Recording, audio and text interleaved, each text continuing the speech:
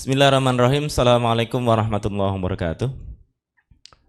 Innal hamdalillah nahmaduhu wa nasta'inuhu wa naghfiruh wa na'udzu billahi min shururi anfusina wa min sayyiati a'malina. May yahdihillahu fala mudhillalah wa may yudlilhu fala hadiyalah. Asyhadu an la ilaha illallah wahdahu la syarikalah wa asyhadu anna Muhammadan abduhu wa rasuluh. Alhamdulillah pada kesempatan kali ini kita masih diberi kenikmatan, yaitu berupa kesehatan, waktu luang, dan yang lebih utama adalah nikmat iman dan nikmat Islam yang sampai pada hari ini kita masih bisa untuk menikmati nikmat-nikmat yang telah Allah berikan kepada kita. Selawat dan salam tidak lupa kita junjungkan kepada Nabi besar Muhammad SAW yang insya Allah kita tunggu syafaatnya pada hari kiamat kelak. Baiklah anak-anakku, pada kesempatan kali ini kita akan melanjutkan materi kita, yaitu tentang ekonomi Islam. Tujuan pembelajaran pada kesempatan kali ini yaitu yang pertama adalah setelah melaksanakan pembelajaran diharapkan siswa mampu untuk menjelaskan dalil-dalil tentang jual beli dan hutang piutang dengan benar. Yang kedua, yaitu menunjukkan contoh perilaku jual beli dengan benar. Yang ketiga, yaitu menampilkan perilaku melakukan transaksi jual beli dengan benar. Sedangkan yang terakhir, yaitu yang keempat, diharapkan siswa mampu untuk menganalisis praktek jual beli dengan benar. Sebagai mukadimah, Islam adalah agama yang rahmatan lil alamin, yang mengatur seluruh bagian hidup manusia dengan tujuan agar hidup manusia menjadi lebih hidup dan lebih memiliki makna dan berarti. Salah satu aspek yang penting, begitu penting, yaitu adalah tentang ekonomi. Karena dengan ekonomi inilah, dari sektor ekonomi inilah yang penting dan memiliki tujuan untuk memenuhi kebutuhan dasar manusia. Maka konsep dasar dari ekonomi Islam ini tentu tidak pernah lepas dari nilai-nilai ketauhidan dan seluruh aturan Islam, termasuk aturan-aturan ekonomi, termasuk dibuat oleh Allah SWT. Baiklah, pada kesempatan kali ini, ekonomi Islam yang akan kita bahas adalah 3. Yang pertama adalah jual beli, yang selanjutnya adalah, yang kedua adalah khiyar, yang ketiga adalah hutang piutang. Semoga pada kesempatan kali ini kita bisa membahas satu persatu tentang ketiga aspek ini. Yang pertama adalah jual beli. Apa itu jual beli? Jadi pengertian jual beli itu secara bahasa artinya adalah menukar sesuatu dengan sesuatu. Kan gitu. Sedangkan secara istilah, jual beli itu adalah menukar sesuatu dengan yang lainnya atas dasar suka sama suka, yaitu antarodin, yaitu berasaskan suka sama suka.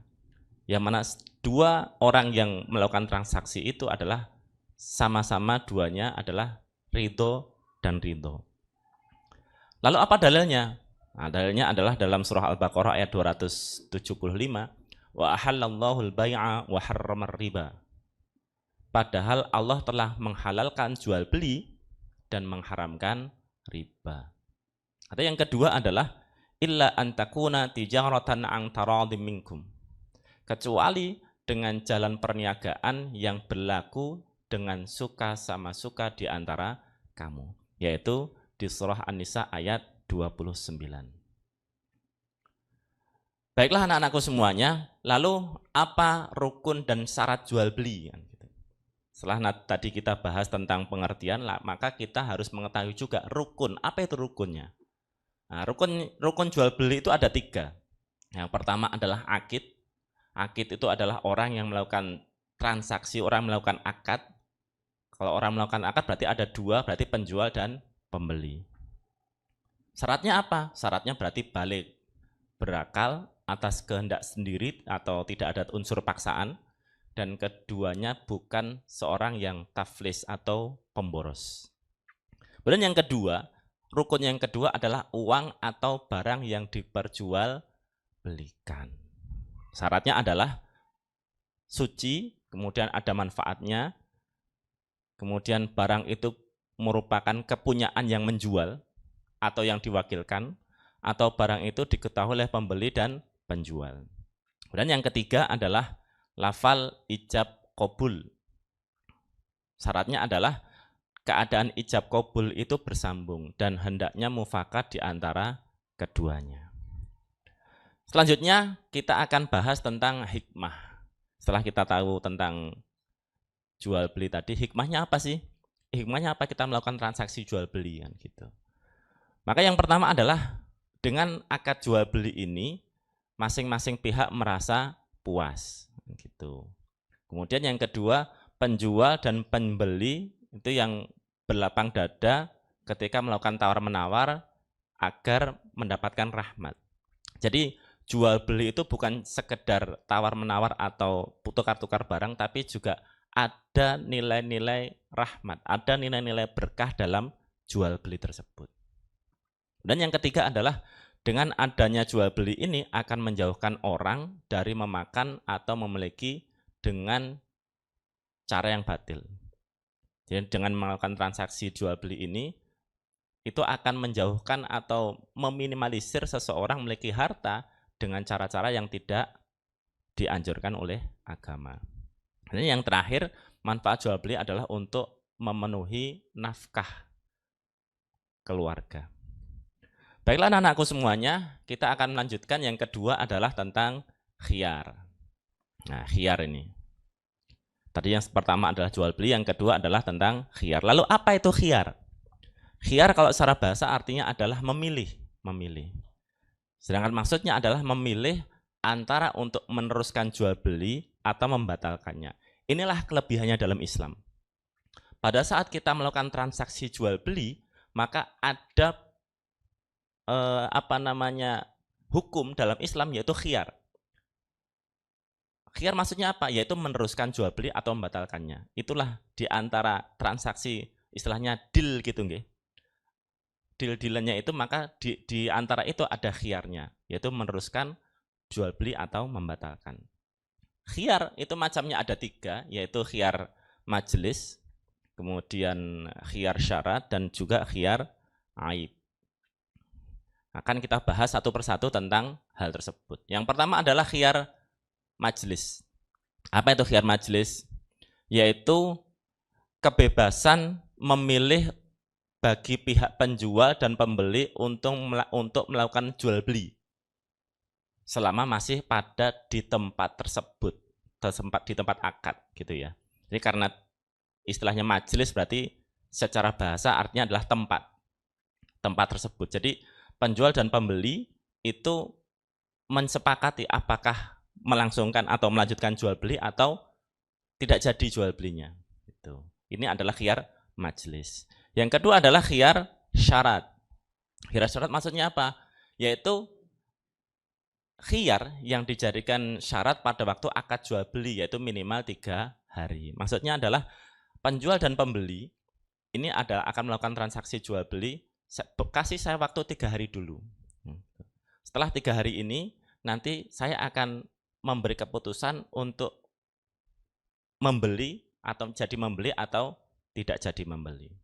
Itu adalah khiyar syarat. Yang ketiga adalah khiyar aib. Khiyar aib. Khiyar aib itu apa sih? Yaitu khiyar aib itu adalah memilih bagi pihak penjual dan pembeli untuk melangsungkan jual beli atau membatalkannya bila terdapat cacat. Ada cacat, ada barang cacatnya. Jadi ada kesepakatan penjual dan pembeli, maksudnya pembeli adalah, oke, ini barang ini akan saya ambil. Jika tidak ada cacatnya maka akan saya ambil. Tapi kalau memang ada cacatnya maka saya membatalkan jual beli ini. Nah, itulah tentang yang kedua yaitu khiyar. Yang pertama apa tadi? Jual beli. yang kedua adalah khiyar, yang ketiga yang akan kita bahas adalah hutang piutang. Hutang piutang ini. Ini juga termasuk dalam ekonomi Islam, kan gitu ya. Jadi Islam mengatur kehidupan manusia. Apa itu hutang piutang? Hutang piutang adalah memberikan sesuatu kepada seseorang dengan perjanjian. Dia akan membayar yang sama dengan itu. Maksudnya adalah si A meminjamkan si B sejumlah uang gitu ya. Maka si B ini akan mengembalikan jumlah yang sama dari nominal si A tersebut. Itulah maksudnya hutang piutang. Lalu apa dalilnya? Dalilnya adalah di sini dalam surah Al-Maidah ayat 2, wa ta'awanu 'alal birri wat taqwa wa la ta'awanu 'alal itsmi wal 'udwan wattaqullaha innallaha syadidul 'iqab. Yang artinya adalah dan tolong menolonglah kamu dalam mengerjakan kebajikan dan takwa dan ketakwaan. Dan janganlah kamu tolong menolong dalam berbuat dosa dan permusuhan. Wattaqullaha, dan bertakwalah kepada Allah. Sesungguhnya Allah sangat berat siksanya. Ya, surah Al-Maidah ayat 2. Inilah dalilnya, dalil tentang hutang piutang. Jadi hutang piutang itu adalah suatu perbuatan tolong menolong. Gitu ya. Akadnya adalah ta'awun, tolong menolong. Jadi kalau ada tambahan tentang hutang piutang maka itu bukan lagi ta'awun. Apalagi tambahannya adalah disyaratkan di awal kan gitu. Lalu apa rukunnya? Nah, rukun hutang piutang ini rukunnya. Rukunnya ada 3. Yang pertama adalah yang berhutang dan yang berpiutang. Yang kedua adalah barang yang dihutangkan. Dan yang ketiga adalah lafal kalimat untuk menghutangi tadi. Nah ini yang biasanya terjadi di antara kita kan gitu.